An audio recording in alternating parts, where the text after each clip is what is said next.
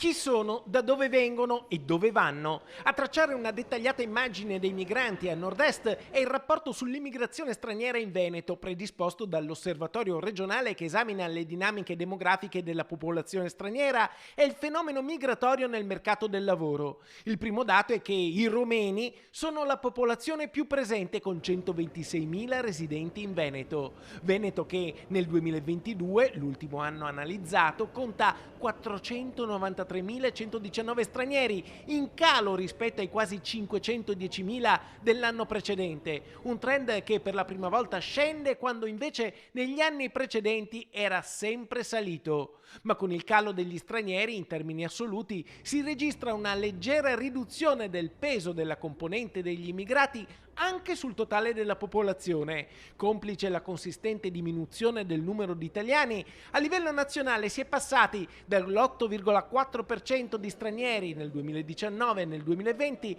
all'8,7% nel 2021 fino all'8,5% al 1 gennaio del 2022. L'Emilia Romagna, con un'incidenza di stranieri del 12,4%, è sul podio. Seguono Lombardia con l'11,6%, la Toscana con l'11,1% e il Lazio con il 10,8%. Il Veneto, con un'incidenza degli stranieri sul totale dei residenti pari al 10,3%, è sì sopra la media nazionale, ferma all'8,5%, ma è al sesto posto nella graduatoria italiana. Ma vediamo la distribuzione degli stranieri in Veneto. La provincia con il maggior numero di residenti è quella di Verona, con 115.000 presenze e un peso sul totale regionale del 22,5%. Seguono le province di Padova, con 95.000 stranieri, Treviso, con quasi 90.000, Venezia, oltre 86.000 e Vicenza al quinto posto, con 79.498 stranieri, pari al 16,1% del totale regionale. Chiudono la classifica Rovigo con 19.229 e Belluno con appena 12.000 presenze straniere. Sul fronte del lavoro sono 240.000 gli stranieri occupati in Veneto, il 12% di tutti i lavoratori, con una presenza particolarmente elevata nell'impiego dipendente.